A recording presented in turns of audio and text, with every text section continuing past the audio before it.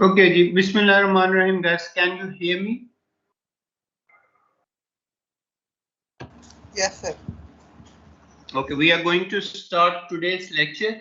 So today first we are going to discuss the expressions to calculate the principal strains, okay, and maximum in-plane shear strain. And afterwards we will start the numericals. So I want we should be able to finish one numerical minimum today.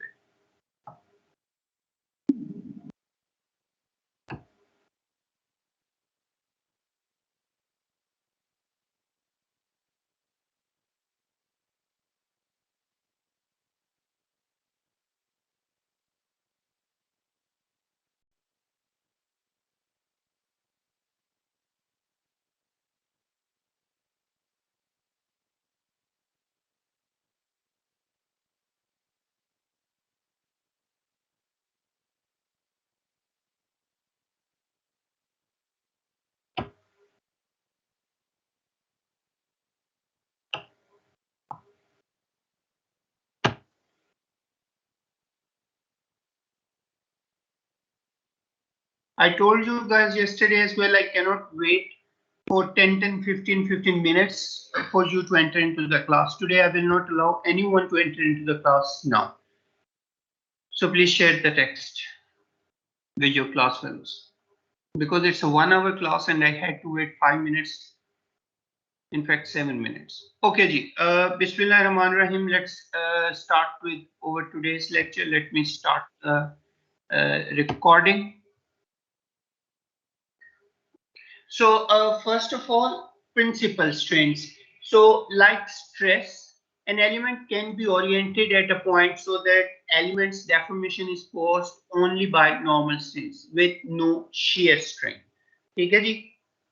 So as we know that over the principal planes, there are only normal stresses, major principal stress and minor principal stress. There is no shear stress over the principal planes. So likewise, the stress, an element can be oriented at a point so that elements deformation is caused only by normal strain with no shear strain. When this occurs, the normal strains are referred to as your principal strains. The normal strains are referred to as the principal strains. And if the material is isotropic, isotropic means material has same properties in the different direction. And if the material is isotropic, the axis along which these strains will occur will coincide with the axis that defines the planes of principal stress. So basically, if you see the formula, because we are working within the elastic range, so it's the formula is very much similar to the one which we have obtained earlier for the computation of the principal planes. ठीक है जी? And if you recall, it was tan to theta p was equal to 2 times tau xy over sigma x minus sigma y. So over here, yesterday I told you as well that tau xy, if you recall this one here, tau xy will correspond to gamma xy over 2. Okay, from the equation we have defined this. So tau xy will correspond to gamma xy over 2.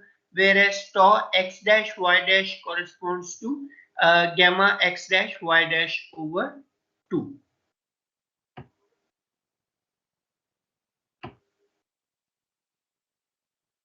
So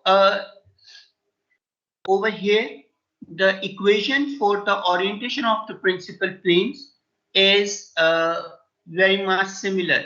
Just 2 tau xy is replaced with gamma xy, and sigma x is replaced with epsilon x, and sigma y is replaced with epsilon y.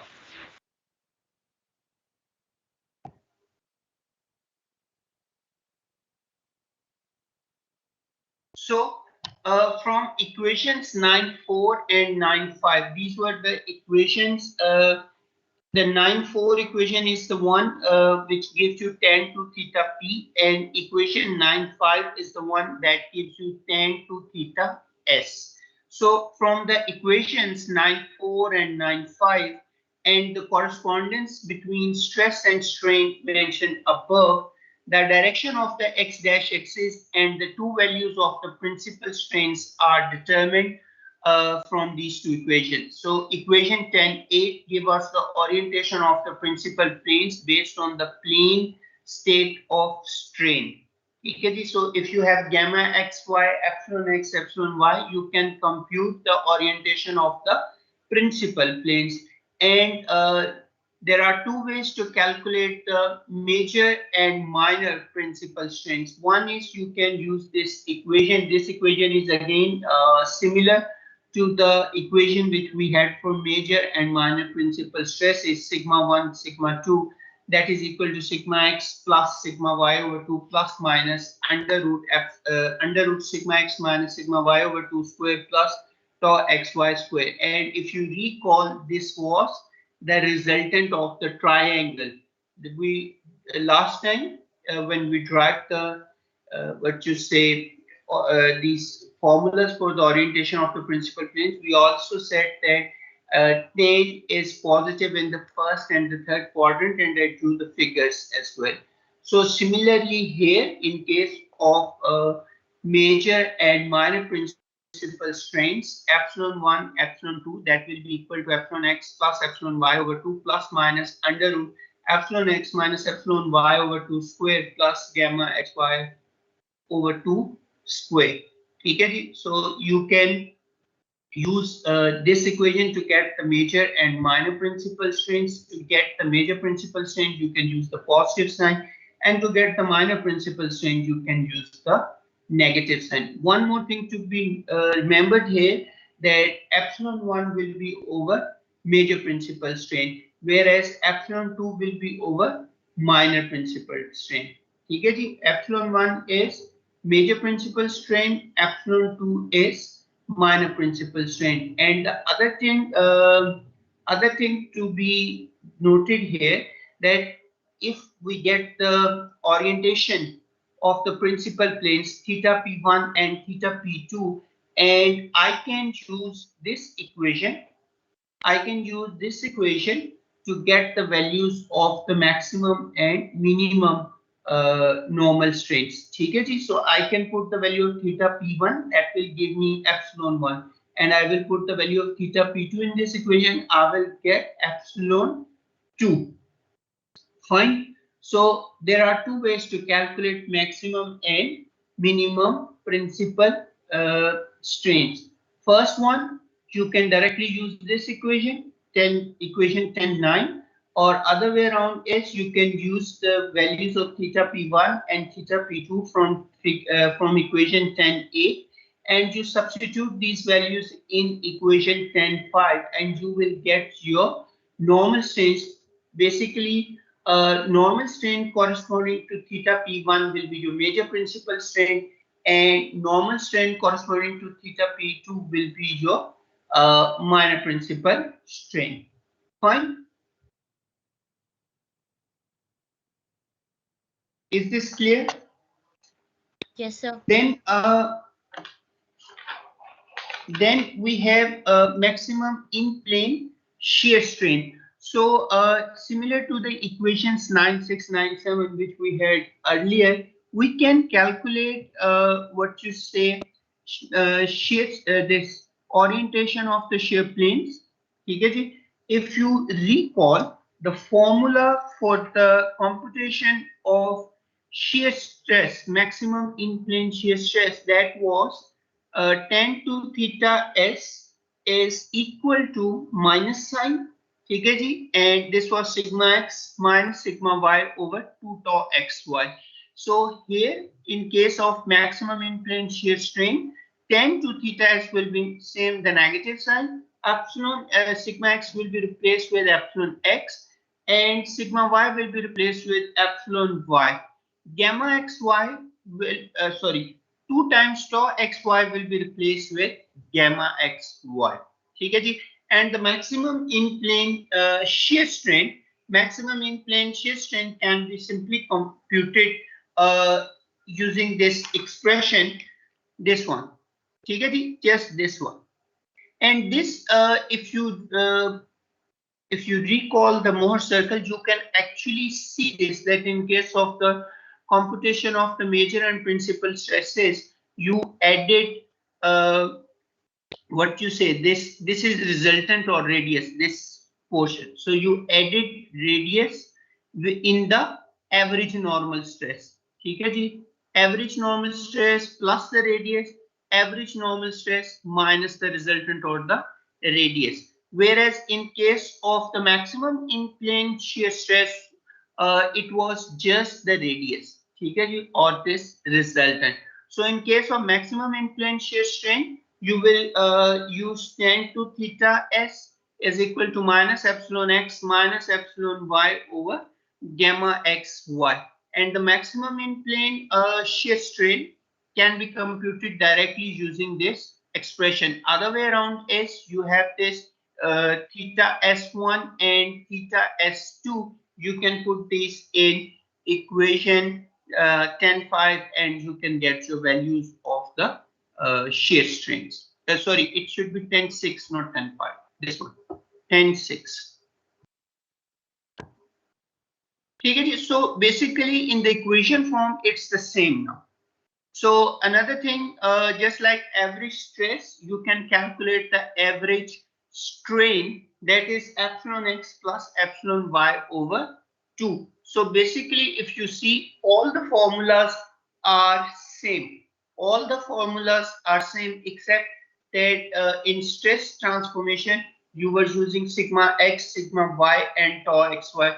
Whereas in case of what you say, this strain transformation equations, you are replacing sigma x with epsilon x, you are replacing sigma y with epsilon y, and you are replacing tau xy with gamma xy over 2.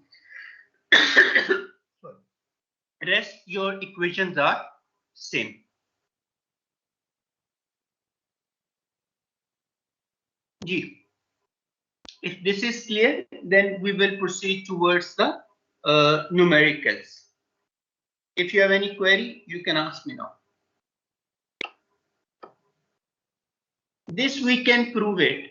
In the case of the plane stress, plane strain analysis may be used within the plane of the stresses to analyze the data from the strain gauges. Strain gauges, we will derive these expressions, as I told you yesterday, as a function of what you say, modulus of elasticity and Poisson ratio. So if we can, let's say, calculate the strains using the strain gauges, we can calculate the stresses applied on the element. Remember, though, there will be a normal strain that is perpendicular to the gauges due to the Poisson effect. So in the case of the plane strain, we were ignoring the Poisson's effect. We were taking mu as 0. So when the state of the strain is represented by principal strains, you remember, you need to remember one thing, that over the principal planes, you will have principal stresses and corresponding principal strains. And over the principal planes, there will be no shear strain. There will be no shear strain. The state of the strain at a point can also be represented in terms of the maximum in plane shear strain.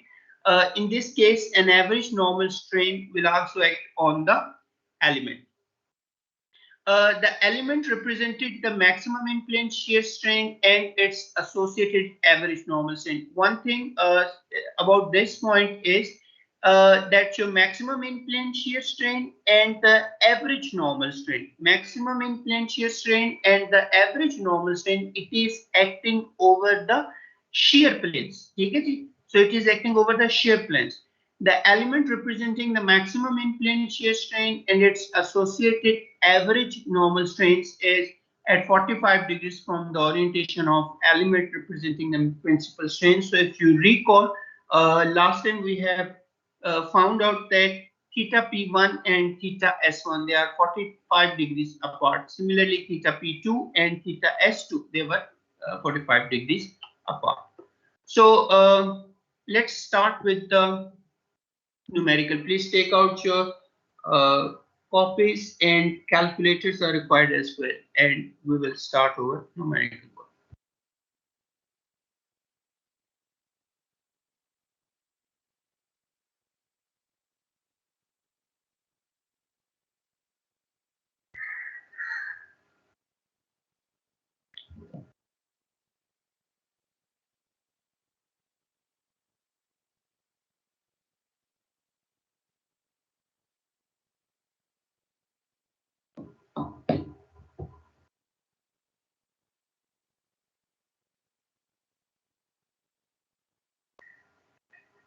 Okay. Now we have this example 10.1. So let's first read the statement, question statement. A differential element, ठीक है जी? Are you guys ready for the numerical?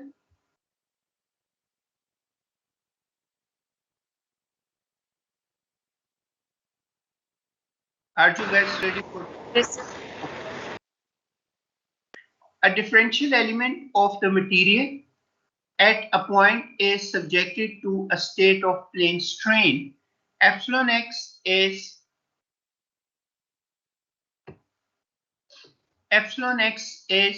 500 microns. Remember one thing, that the strains will be in microns. So epsilon x is 500 microns, epsilon y is minus 300 microns.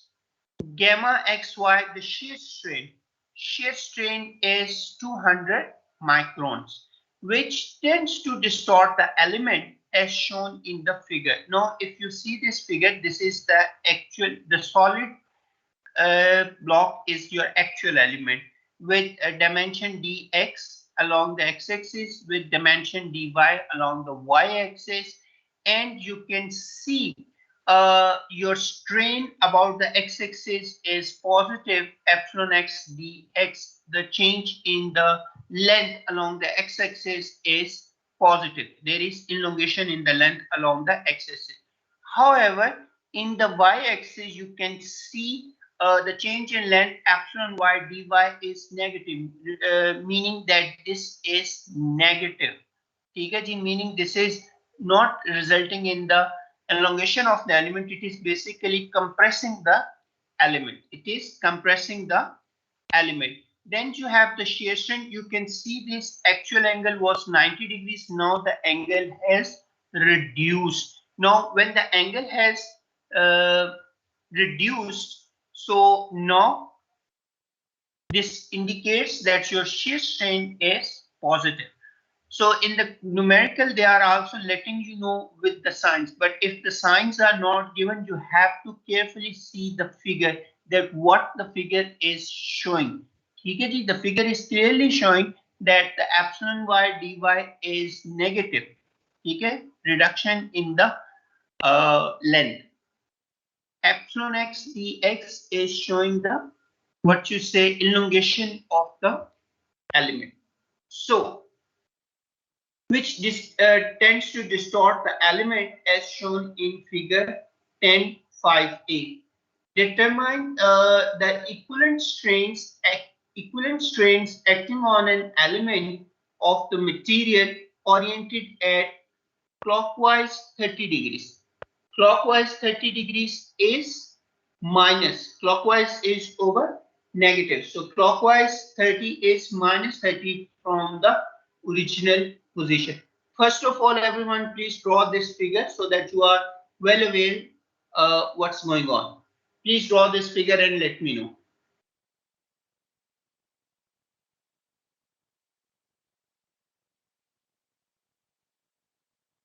Please draw this figure.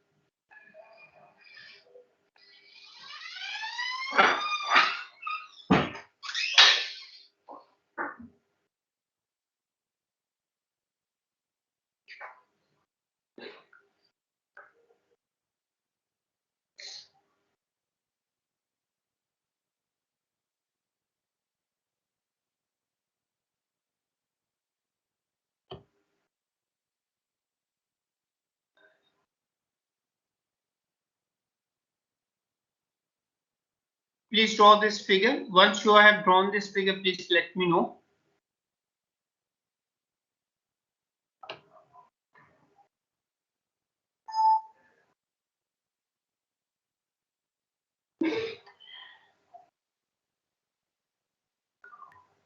Okay, so if you have drawn this figure, the question is very straightforward. In the question, it is asked that we need to calculate the equivalent strains acting on the element of the material which is oriented at the point clockwise 30 degrees.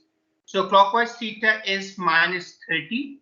So over equation epsilon x dash and gamma x dash y dash over 2, we will use these two equations to calculate the transformed normal and the shear strain. So in the first case, we will put the value epsilon x dash is equal to epsilon x plus epsilon y over 2 plus epsilon x minus epsilon y over 2 cos 2 theta plus gamma xy over 2 sine 2 theta. So this is over equation 10.5 which we have derived yesterday. So epsilon x is given as 500 microns, epsilon y is given as minus 300 microns. ठीक है जी, theta is minus 30, gamma is 200 microns, theta is minus 30. So please solve this and let me know. So they are using 500 minus 300. So into 10 raised power minus 6 plus 500 minus 300 into 10 raised power minus 6 cos 2 minus 30 plus gamma is 200 into 10 raised power minus 6 over 2 into sine 2 times minus 30. Guys, please solve this so that there is no mistake. Please solve this and let me know whether you are getting this answer or not.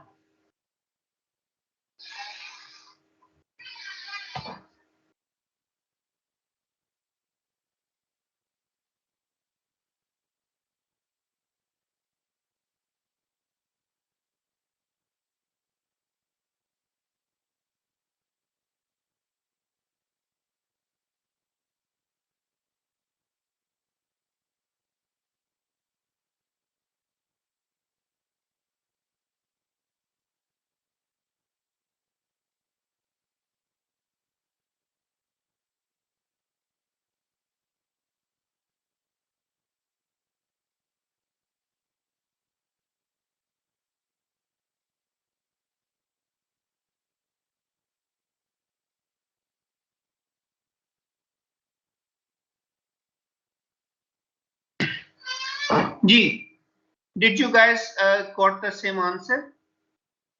Yes, sir.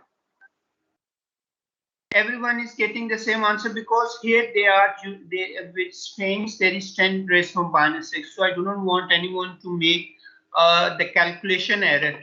ठीक है जी? So epsilon x dash is equal to 213 microstrains. Always remember this, that when you will be reporting your answers in the exam as well or anywhere, strains are always represented in terms of 10 raised power minus 6. Strains are always represented in terms of microstrains.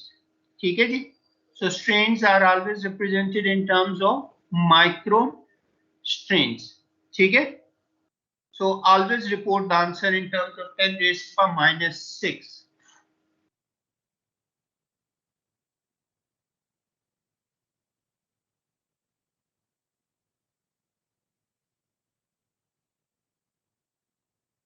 If you are done with this, then the second part is you have to calculate the transformed shear strain. The formula for the transformed shear strain is gamma x dash y dash over 2 is equal to minus epsilon x minus epsilon y over 2 sine 2 theta plus gamma xy over 2 cos 2 theta. So in this equation, please put the values of epsilon x, which is 500 micron strains. Epsilon y is minus 300 microstrains, whereas this gamma is 200 microstrains. Please put the values and let me know the answers.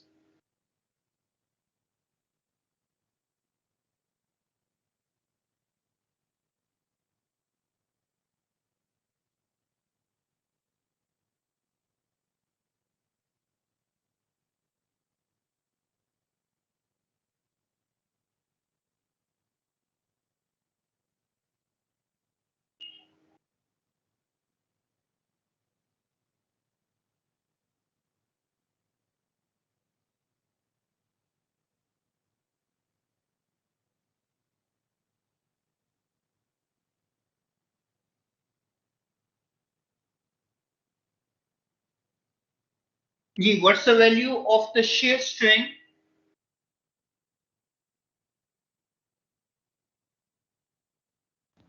Yes, sir, it is same. 793 microstrains. So Yes, sir. this was what asked in the question. ठीक है जी? To calculate the transform normal and the shear strain. Now I want you to do one more thing. Yeah, to increase the volume of the, you can say, question or the practice, we have calculated epsilon x dash. Please also calculate epsilon y dash for theta minus 30. So please calculate it, epsilon y dash. So if this is over x dash axis, which is oriented at minus 30 degrees, so this is over y dash axis. So you guys have determined the normal strain epsilon x dash over this plane, which you guys have reported as 213.4 micron strain, and over this y dash axis you will report the epsilon y dash. So can you please report epsilon y dash value? One way, simple way is you have this computations. You just need to change the signs plus plus to negative negative and you will get your value of epsilon y dash. So please calculate epsilon y dash and let me know the answer.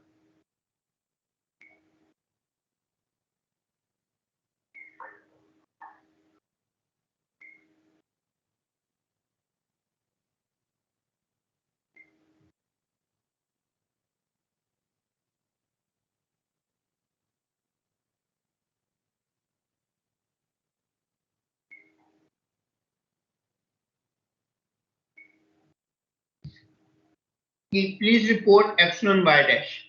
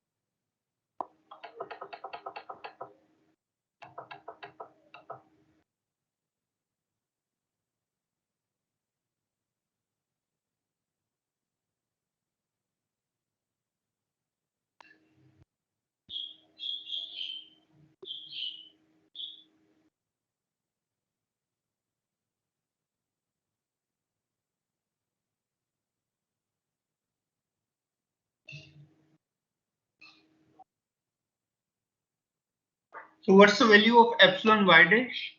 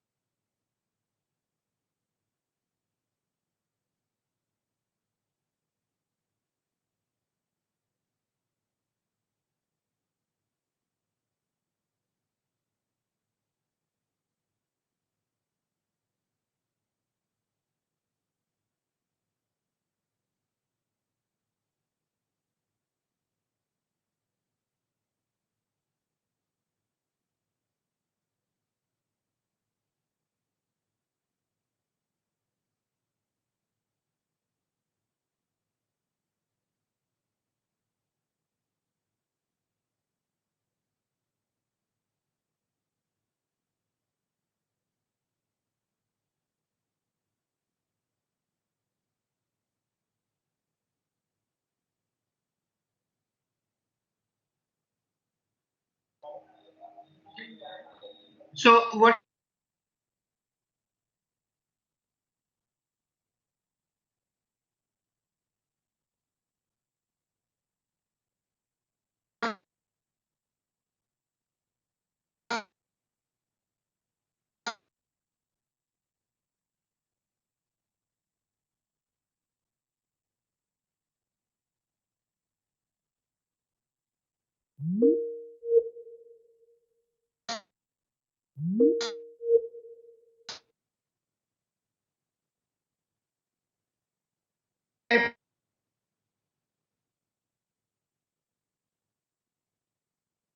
they are using for the, so you can also calculate epsilon y dash by using theta 6, that we have theta minus 30, put the value of theta in equation